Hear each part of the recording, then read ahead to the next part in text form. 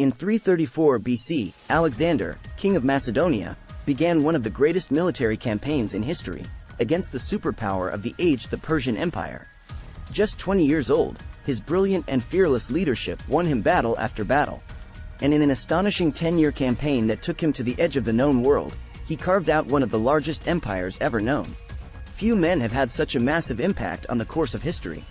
To the Persians, he was Alexander the Accursed, but to the West, he was immortalized as Alexander the Great. Ancient Greece.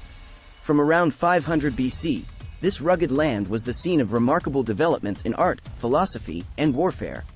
Its two greatest city-states were Athens, a naval power, where democracy, art, drama, and philosophy flourished, and Sparta, an austere, militaristic society, famed for its formidable army. In 480 BC, these two city-states had joined forces to fight an invasion by the mighty Persian Empire.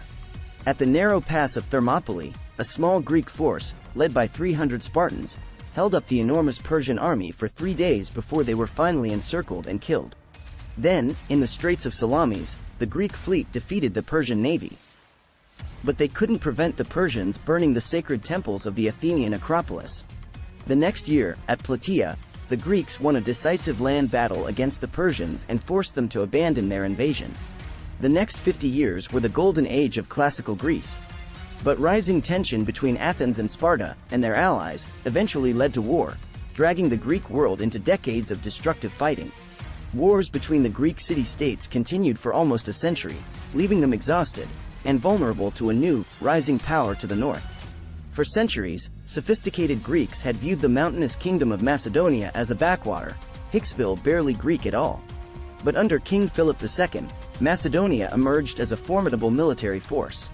His most famous reform, the introduction of the sarissa, an 18-foot pike, twice the length of a normal Greek spear, and wielded by trained infantry fighting in close formation, known as a phalanx.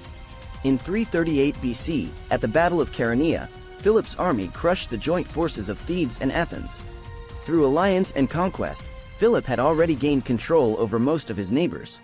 Now, following this victory, he united all Greece in an alliance known as the Hellenic League, or League of Corinth, with Philip as hegemon, or supreme commander. Only Sparta stood aside.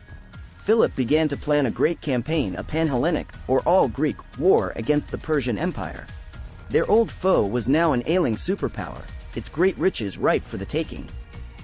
But on the eve of launching his war, Philip was assassinated by his own bodyguard, victim of Macedonia's brutal court rivalries. He was succeeded by his 20-year-old son Alexander, brilliant, restless, tutored by the great philosopher Aristotle, and already an experienced military commander. Alexander inherited his father's grand plan to invade Persia, but first he had to secure his own position as king. At home, he had potential rivals executed, then crushed rebellions in Illyria, Thessaly, and central Greece. He made a special example of Thebes, completely destroying the ancient city and selling its people into slavery. In the spring of 334 BC, now ready to launch his war against the Persian Empire, Alexander led his army across the Hellespont into Asia Minor. It was the start of one of the greatest military campaigns in history. Alexander's army was about 40,000 strong, drawn from all parts of Greece. The infantry were commanded by the veteran Macedonian general Parmenion. In the front rank, 9,000 Macedonian phalangites, armed with the 18-foot sarissa. These were professional soldiers, well-trained and drilled, who formed up for battle in the phalanx, 16 ranks deep. This packed formation presented a solid wall of iron spear tips and was virtually unstoppable. But it was also difficult to maneuver and highly vulnerable to attacks on its flanks or rear. So 3,000 elite infantry, the Hydaspes, or shield-bearers, armed with shorter spears, guarded its flanks. They were commanded by Parmenion's son, Nicanor. The second line of Alexander's army was made up of 7,000 Greek allies and 5,000 mercenaries, armed as hoplites. They took their name from the hoplon, their large round shield, and carried shorter, 8-foot spears. A hoplite phalanx was not as effective as the Macedonian phalangites, but still well armed and heavily armored for the time. The Agrans were the army's elite skirmishers, expert javelin throwers from what's now southern Bulgaria. Other skirmishers from Thrace and Illyria were armed with javelins, slings, and bows. The shock troops of Alexander's army were the companion cavalry, 1,800 elite horsemen armed with spear and sword, commanded by Philotas, another son of Parmenion. Alexander led the royal squadron in person. There were also 1,800 cavalry from Thessaly, commanded by Callas, 600 from other parts of Greece, led by Arigeus, and 900 mounted scouts from Thrace and Paeonia, under Cassander. The great Persian Empire was divided into provinces, called satrapies. Each satrapy was ruled by a governor, or satrap. Those in Asia Minor, now threatened by Alexander's invasion, met to discuss strategy. Memnon of Rhodes, a skilled Greek general in Persian service, urged them to avoid battle with Alexander. Instead, he advised them to use a scorched earth strategy, to burn villages and crops and withdraw to the interior. Alexander's army, he promised, would quickly starve. It was good advice. But the satraps were unwilling to lay waste to their own provinces without a fight.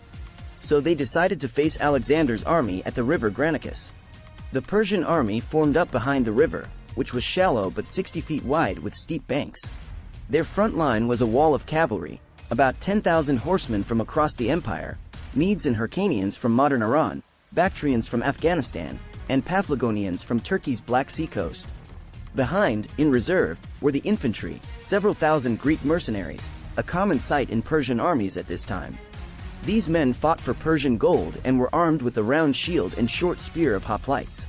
The Persians may have been unsure if they could trust these men in combat against fellow Greeks, and so placed them at the rear.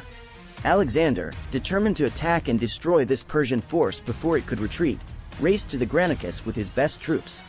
On his left wing, he posted Thessalian, Greek, and Thracian cavalry, under Parmenion's command. In the center were the massed spears of the phalanx, its 6 divisions commanded by Perdiccas, Koinos, Amyntas, Philip, Meleager, and Crateros. On the right, Alexander himself, with the companion cavalry under Philotas, as well as the elite Hydaspes, the Agrans javelin throwers, and the archers. Alexander, with 13,000 infantry and 5,000 cavalry in all, was probably slightly outnumbered. But ignoring advice to wait until dawn to cross the river, he ordered an immediate assault. He sent a squadron of companion cavalry to ford the river, followed by a regiment of Hydaspes and the Paeonian light cavalry. Alexander, calling on his men to show their courage, then led his right wing across the river. As they reached the middle of the river, the Greeks came under a hail of javelins, darts, and arrows from the Persian line. Those that made it to the far bank were immediately charged by the Persian cavalry. Alexander was in the thick of the fighting. He attacked where the whole mass of their cavalry and leaders were stationed. Around him, a desperate conflict raged. Horses were jammed against horses and men against men, the Macedonians striving to drive the Persians away from the river bank, the Persians determined to prevent them crossing and to push them back into the river. Alexander's attack seemed reckless, but he was buying time for the rest of his army to cross the river, including the irresistible Macedonian phalanx. Then suddenly Alexander was fighting for his life, charged by 2 Persian nobles. Rosaces rode up to Alexander and struck him on the head with his sword, breaking off a piece of his helmet. But the helmet broke the force of the blow, and Alexander struck him down with his lance. Then, from behind, Spithridates raised his sword against the king, but Black Clitus, son of Dropidas, anticipated his blow, struck his arm, and cut it off, sword and all. Now the Greek army was across the river, and the Persian cavalry faced a wall of Macedonian spears. Most turned and fled.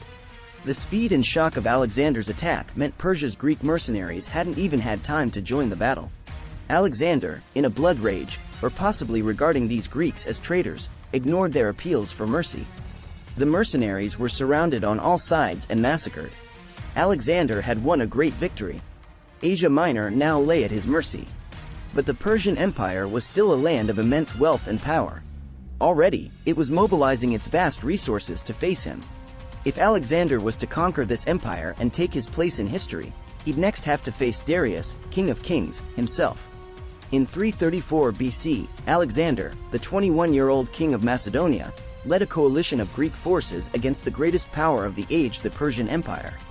He led an army of skilled veterans, at its heart, men of the Macedonian phalanx, armed with the 18-foot sarissa pike, and the elite horsemen of his companion cavalry. Together, at the Battle of the River Granicus, they'd won a first decisive victory over the Persian army. Now, as Alexander approached Sardis, capital of the Persian province of Lydia, its commander surrendered without a fight.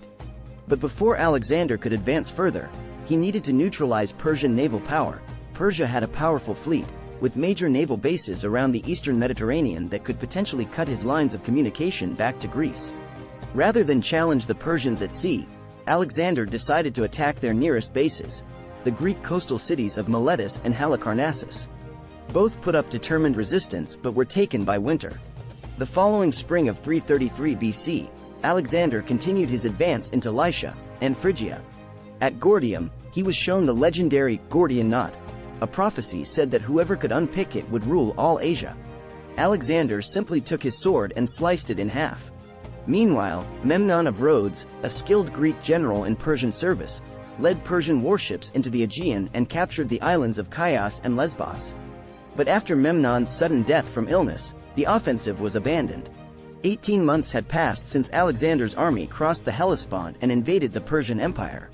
Now Alexander led his men into Cilicia, and was soon poised to cross the Newer Mountains into Syria. But then the main Persian army, led by King Darius III himself, emerged behind the Greek army to the north. Darius was determined to trap and destroy Alexander's army, which he outnumbered almost 2-1. So he blocked Alexander's only escape route by moving his army to the coastal plain near Issus, just 6 miles wide from mountains to sea.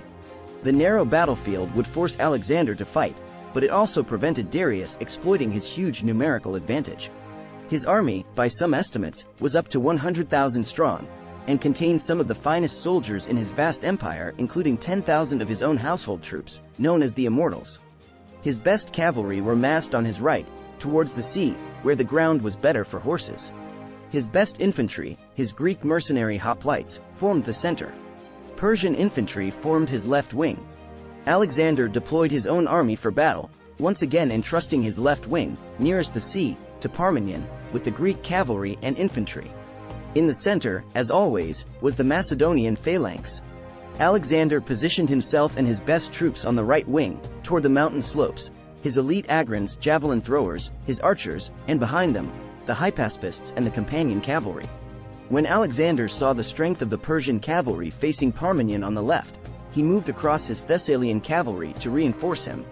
Despite his overwhelming numbers, Darius held his position behind a small river, the Pinarus, and waited for Alexander to attack. He didn't have to wait long. Alexander called out to his men, urging them to fight bravely, picking out some by name. Then, at the head of his army's right wing, he charged. Once again, the speed and shock of the Macedonian advance sent the enemy reeling back. But in the center of the battlefield, the Macedonian phalanx was in trouble. In its effort to keep up with Alexander, its formation had become disordered. Now, in fierce fighting, with Darius's Greek mercenaries, the phalanx was slowly being driven back. Alexander, seeing the danger, regrouped and led the companions in a headlong charge straight at the Persian center. The Greek mercenaries, threatened on their flank, were soon in disarray, and the Macedonian phalanx was able to resume its advance. Alexander fought his way towards the great king, Darius himself. Rather than face this apparently mad and fearless Macedonian king, Darius fled the battlefield in his royal chariot. Meanwhile, the Macedonian left wing, under Parmenion, was in a desperate fight against the best of the Persian cavalry.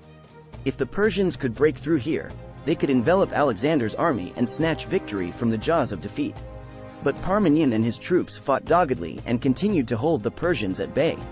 As the news that Darius had fled spread among his troops, they abandoned the fight and tried to save themselves.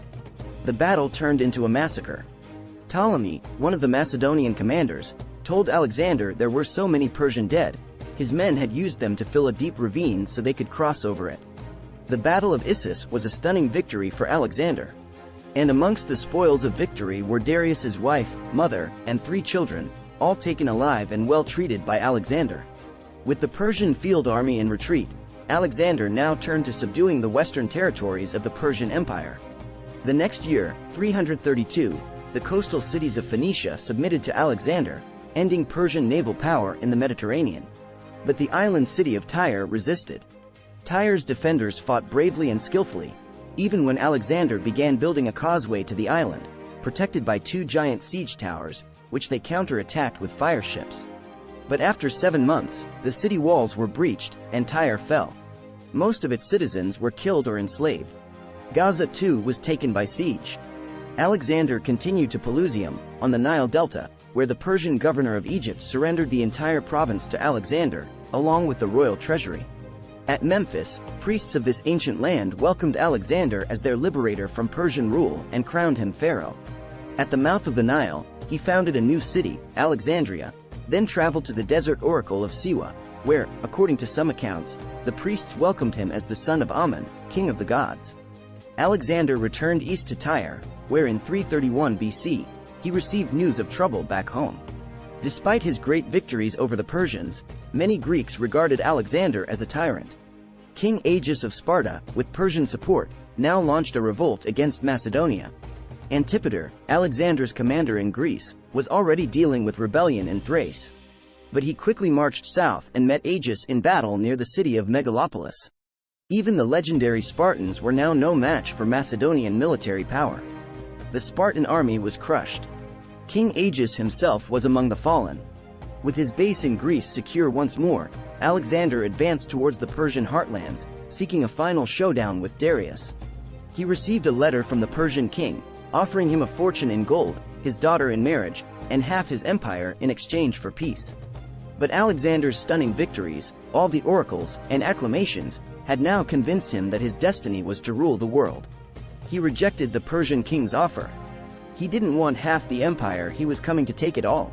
In 334 BC, Alexander, 21-year-old ruler of the small Greek kingdom of Macedonia, led an invasion of the vast Persian Empire.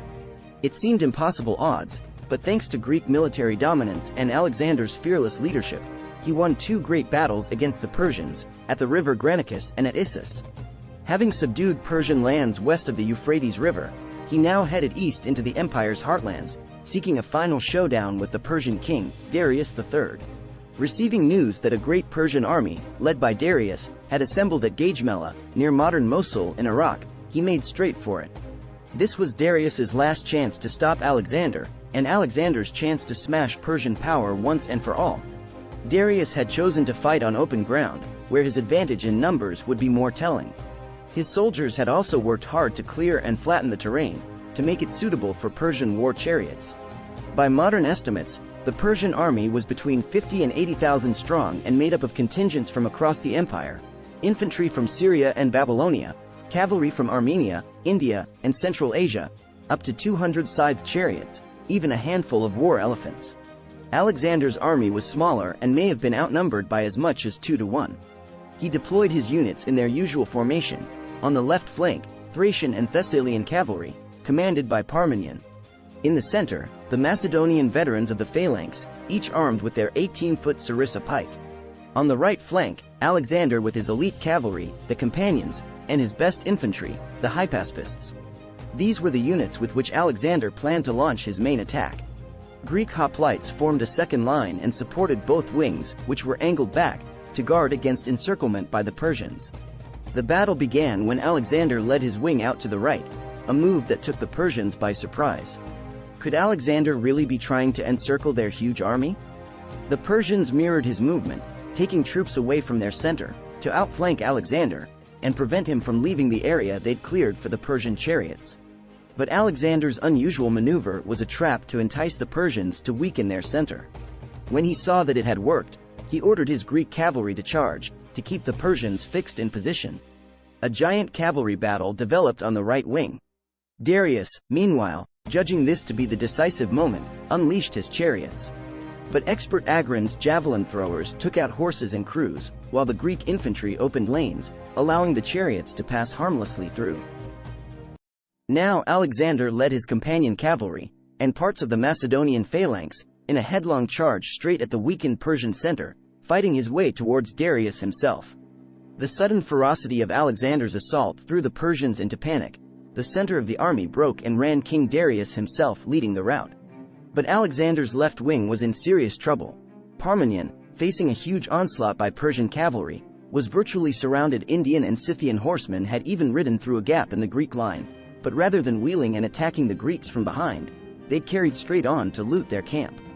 Parmenion sent a desperate appeal to Alexander for help. The king abandoned his pursuit of Darius, regrouped, and charged the Persian right wing. It was the hardest and bloodiest fighting of the battle, claiming the lives of 60 of Alexander's companions. Finally, as news of Darius's flight spread across the battlefield, the last Persian horseman turned and fled. The Battle of Gaugamela was a stunning and complete victory for Alexander. According to ancient sources, he lost just a few hundred men, while the Persians lost thousands. Alexander had routed Darius's great army, and now the road to Babylon, the empire's main capital, lay open. The Macedonian king entered the great city in triumph, recognized by Persian officials as its new rightful ruler. So too at the city of Susa, where Alexander ceremonially took his seat upon the royal throne of Persia. In the Zagros Mountains, at a pass known as the Persian Gates, a courageous Persian force held up Alexander's army for a month. The Greeks eventually found a mountain path that bypassed their position, allowing them to encircle and wipe out the defenders. In early 330 BC, Alexander reached Persepolis, the empire's ceremonial capital. Alexander wanted to appear as a liberator to the Persians, as a legitimate successor to King Darius, but now, he ordered Persepolis to be pillaged and burnt, retribution for the Persian invasion of Greece, and the burning of Athens' sacred temples in 480 BC. Alexander now headed north into Media, where Darius had taken refuge in the royal city of Ecbatana. Alexander was determined to capture Darius, but the fugitive king fled east in the hope of raising a new army in the provinces of Parthia, Bactria, and Sogdia. It was not to be. As Alexander closed in, the Persian king was murdered by one of his own governors, Bessus, who then proclaimed himself the empire's new ruler.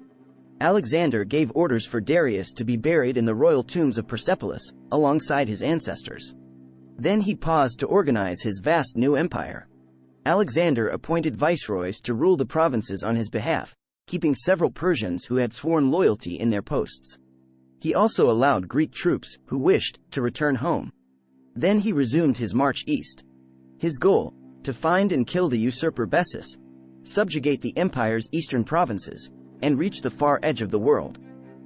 In 330 BC, Alexander continued his march east. His goal, to find and kill Bessus, a Persian usurper, claiming to be the rightful king, and to subjugate the empire's eastern provinces. Alexander headed first for Aria, today part of Afghanistan, where the Persian governor Sadebarzanes had launched a revolt, after initially pretending to submit to Alexander. The rebellion was crushed, and Sadebarzanes killed in single combat by a Greek cavalry officer. Nearby, Alexander founded the city of Alexandria Ariana, modern Herat, one of around a dozen cities that Alexander would eventually found, almost all bearing his name. Alexander marched on to Frata. The Macedonian court had a long tradition of plots and assassination. 6 years before, Alexander's own father, King Philip, had been murdered by his bodyguard. He was now informed that Philotas, commander of his companion cavalry, had uncovered a plot to assassinate Alexander but kept it secret. Philotas, and his father Parmenion, were among the most respected of Alexander's commanders, and had played crucial roles in all his great victories. But when Philotas confessed under torture, Alexander had him executed, then sent assassins back to Ecbatana, where Parmenion was governor, to kill him before he even heard of his son's death and had a chance to turn against Alexander. In 329, Alexander resumed his pursuit of Bessus. En route, he founded the city of Alexandria Arachosia, modern Kandahar, in southern Afghanistan. As he reached Kunduz, Bessus was betrayed by his own men, and handed over in chains. Alexander sent him back to Persia for execution, as a king-slayer. Alexander pushed on into modern Tajikistan, where the Sogdians rose up against him. He had to fight off attacks by local tribes and take several towns by assault. On the banks of the Jaxartes River, he founded the city of Alexandria Esket, meaning Alexandria, the furthest, so named because he had, at last, reached the limit of the Persian Empire. This frontier was frequently raided by nomads, known to the Greeks as Scythians. Alexander lured them into a decisive battle near the Jaxartes. The result was a crushing victory for the Macedonian king that put an end to the raids. But fighting against Bactrian and Sogdian tribes continued, frustrating Alexander, and tying him down in a difficult guerrilla war. By now, many of the Macedonian troops were unhappy with Alexander. Most had not seen their homes in years, but their king seemed bent on conquest without end.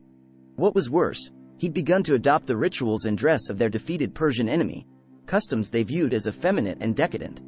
At Marikanda, modern Samarkand, after a furious, drunken argument, Alexander killed Clitus the Black. Clitus had been one of Alexander's best generals and the man who'd saved his life at the Battle of the Granicus. Alexander was full of remorse, but his growing arrogance was alienating more and more old comrades. When he tried to make his countrymen perform the traditional Persian ritual of proskynesis, prostrating themselves before the king, he crossed a line. To Greeks, this was blasphemy. Only a god was worthy of such respect, and Alexander was forced to back down. In Bactria, another plot to assassinate Alexander was uncovered. This time the ringleader was a royal page, one of the sons of Macedonian nobility who attended the king. Hermolaus had become murderously bitter towards Alexander over a perceived injustice. He and his accomplices were tortured and then stoned to death. Callisthenes, Alexander's official historian, was also implicated in the conspiracy. He was thrown in prison, where he later died. That summer, in 327, according to legend, Alexander became captivated by the beauty of Roxana, daughter of a Bactrian lord. Their marriage was also a sound political move, helping to end local revolt against his rule, and allowing him to continue his advance into modern Pakistan and India. Alexander now prepared to subdue the Persian Empire's most eastern provinces, which had yet to recognize his kingship. To do so, he would first have to cross the Hindu Kush mountains and reach the Indus River valley. Advancing in two columns, his army won a series of skirmishes against the Aspasi and Asacheni, as they fought their way into what's now the Swat Valley of northern Pakistan. After a fierce siege, Alexander took the Asachenian capital of Masaga. According to legend, it was ruled by a beautiful queen, Cleophas, who bore Alexander a son and was allowed to keep her throne. The ruler of Taxila, near modern Islamabad, had formed an alliance with Alexander. Together they marched to face Porus, king of Pauravas, at the Battle of the Hydaspes. It was Alexander's costliest battle, as Porus's war elephants inflicted terrible casualties amongst the Greeks. But despite Porus's fearless leadership, the battle ended in a decisive victory for Alexander, winning him control of the Punjab. Alexander wanted to push on into India, to reach the great river which ancient Greek geographers said formed the edge of the world. But at the river Hyphasis, known today as the Bees, his army mutinied. His men had marched thousands of miles, fought countless battles, and not seen their homes in 8 years. They'd heard rumors of gigantic armies waiting for them in India. They refused to go any further. Alexander was furious but had to turn the army around. He followed the rivers of the Punjab to the sea, a journey that took 10 months. On the way, he defeated the Malayians, but while leading the assault on their capital, was wounded in the chest and nearly killed. On reaching the coast, part of the army, under Granicus, boarded ships and returned to Persia by sea, sailing through the Straits of Hormuz and entering the Persian Gulf. It was one of the great ancient voyages of exploration, as these waters had been previously unknown to Greeks. Meanwhile, Alexander led the rest of the army back by land through the Gadrosian Desert, today in southern Pakistan. But extreme heat and shortages of food and water led to terrible suffering, and many deaths among his army. On his return to Persia, Alexander executed several of his viceroys and governors' men accused of ruling unjustly, and robbing temples and tombs, during his long absence in the east. At Susa, he arranged a magnificent mass marriage of Macedonian officers to 80 Persian noblewomen, to strengthen bonds between his two kingdoms. Alexander himself married 2 Persian princesses. He also paid all his soldiers' debts and ordered 30,000 youths from across the empire to be trained in the Macedonian art of war. But at Opus, his Macedonian troops mutinied. They were offended by Alexander's apparent preference for Persian advisors and Persian ways.